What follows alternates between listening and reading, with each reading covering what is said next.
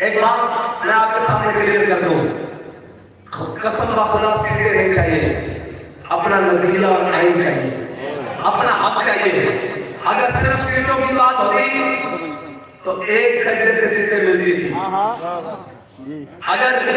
آپ کے نظریے کو بیچ دیتا تو درجنوں سیٹیں ملتی تھی۔ اللہ کی قسم خدا نہیں دیا۔ میرا میزبان حاضر ہے، ہمارے بابا جی کہہ کے گئے کہ اگر 1 روپیہ بھی ثابت ہو جائے تو ہماری ابتدا قبر کو بھی گھیر دینا۔ اللہ کی قسم کوئی ایک بات بھی ثابت ہو جائے، میں نے کہا آ جاؤ بیٹھ جاؤ، صرف ملاقات ہی کر لو، بات کر لو، آپ کو دے دیں گے سیٹیں۔ میں نے کہا اقبال کہتا ہے خراج کی جو گدا ہو وہ کیسے، میں نے کہا حق لیں گے اپنا، لڑیں گے، میں نے کہا ہم آپ کو ہٹا دیں گے۔ میں نے کہا ہم تھکنے والے نہیں ہیں، تھکنے والے تو وہ ہیں جو جا کر اپنے سجدے اور اپنے ماتھے طاقتوروں کی دہلیزوں کے اوپر ٹکا دیے اور کہا کہ ہمیں سیٹیں لے دو، ہمیں یہ کر دو۔ اگر خدا کی قسم ایک ملاقات کر لیتا،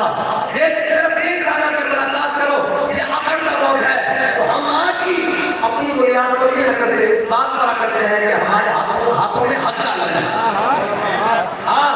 اگر ایک دفعہ سر چلا لیتا سیٹیں مل جاتی، لیکن زمین تو باقی نہ رہتا۔ ہاں اقبال کہتا ہے تمنا ہے سروری کسے نہیں نہ لے کے،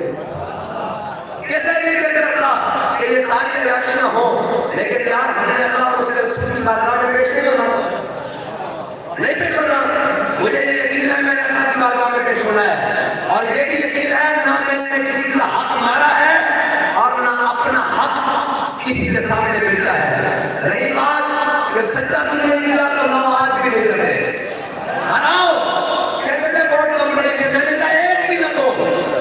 یہ سر، یہ دستار، یہ زمین کسی اور کے در پر نہیں جھک سکتی، ہر در پہ جو جھک جائے اسے سر نہیں کہتے۔ ہاں بس اتنی سی بات ہے، ہم نے زمین نہیں بیچا۔ اگر آپ کو بیچتے، آپ کے جذبات کو فروخت کرتے تو آج سینکڑوں سیٹیں ہوتی، اسمبلی میں ہوتے، لیکن یہ دل یہ اس طرح آپ کے سامنے آ کر کھڑے ہو کر کم از کم اپنا سینہ سر اٹھا کر فخر سے بات نہ کر رہے تھے۔ بس اتنی بات ہے کہ نہ آپ کو بیچا ہے نہ آئندہ بیچیں گے۔ اگر جیتے ہو تو نکلو باہر، قوم کے سامنے آؤ، قوم کے پاس جاؤ اور جا کر کہو کہ ہم جیتے ہیں، تم جیتے ہی نہیں، تمہیں قوم نے ووٹ دیا ہی نہیں، تم جناب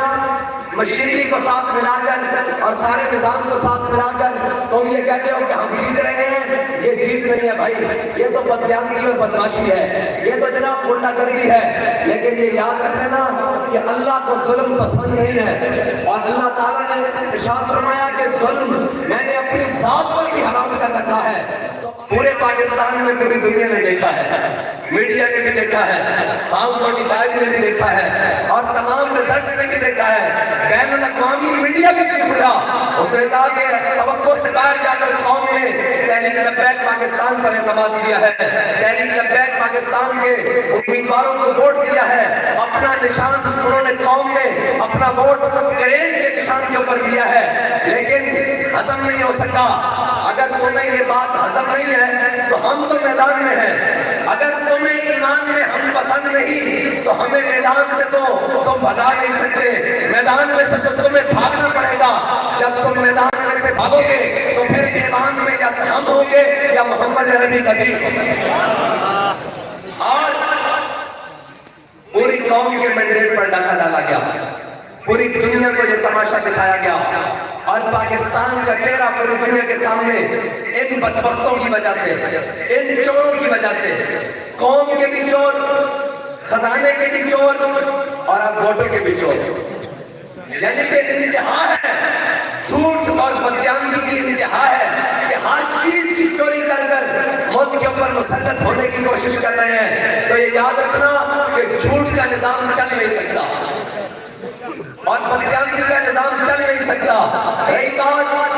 اگر تمہارا پروگرام یہ ہے کہ ہم تحریک لبیک کو ایمان سے باہر رکھ کر کفر کو خوش کرنے کے لیے اسلام کے خلاف جائیں گے، تو یہ یاد رکھنا ہم نے ایمان چھوڑا ہے، ایمان نہیں چھوڑا۔ ہمارا بھروسہ کل بھی ایمان میں تھا اور آج بھی ایمان پر ہے، اور ایمان تمہارے پاس ہے، ایمان ہمارے پاس ہے۔